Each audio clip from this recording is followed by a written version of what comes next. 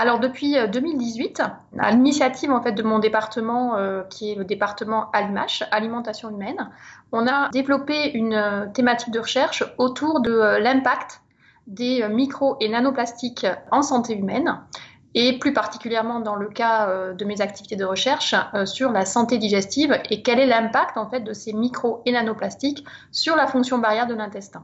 Donc la fonction barrière de l'intestin, c'est une interaction de plusieurs acteurs. Et moi, je m'intéresse plus particulièrement au mucus intestinal. C'est-à-dire le mucus, c'est un gel protecteur qui tapisse notre épithélium et qui permet d'assurer un rôle de protection par rapport à ces agressions, qu'elles soient chimiques ou environnementales. Je vais regarder comment un contaminant alimentaire, par exemple, peut venir interagir avec cette fonction de barrière de l'intestin. Comment, en fait, on peut être protégé par rapport à ce contaminant. C'est un vecteur de contaminant chimique, le micro et nanoplastique. C'est-à-dire que ça peut absorber des polluants. Mais c'est aussi un réservoir d'antibiotiques, une source de bactéries pathogènes.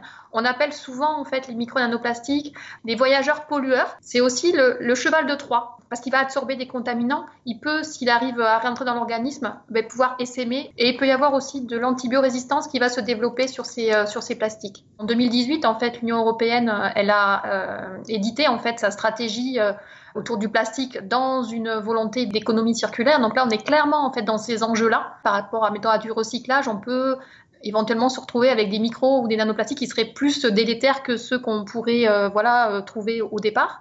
Pour l'instant, on ne sait pas. On a besoin de sciences éprouvées autour du risque pour la santé humaine.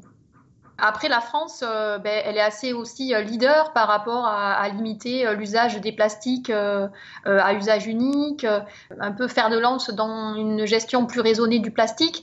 Les politiques sont désireux de savoir s'il y a une dangerosité ou pas associée à ces micro et nanoplastiques. Et c'est vrai que nous, on construit aussi des projets de recherche pour pouvoir, à plus ou moins long terme, apporter des réponses pour cet éclairage au débat public et aux politiques publiques.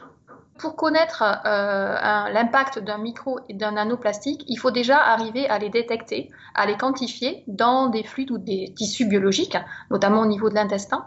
Et c'est vrai que par rapport à ça, on a vraiment besoin d'interagir avec nos collègues qui s'intéressent plus particulièrement aux techniques analytiques pour pouvoir trouver, tracer ces micro et nanoplastiques. Et c'est d'autant plus important que sur les petites tailles, mettons sur les fractions nanométriques, ces nanoplastiques peuvent franchir certaines barrières biologiques. On essaie aussi d'avoir une recherche amont, mais réaliste par rapport à nos modèles, par rapport à nos scénarios d'exposition.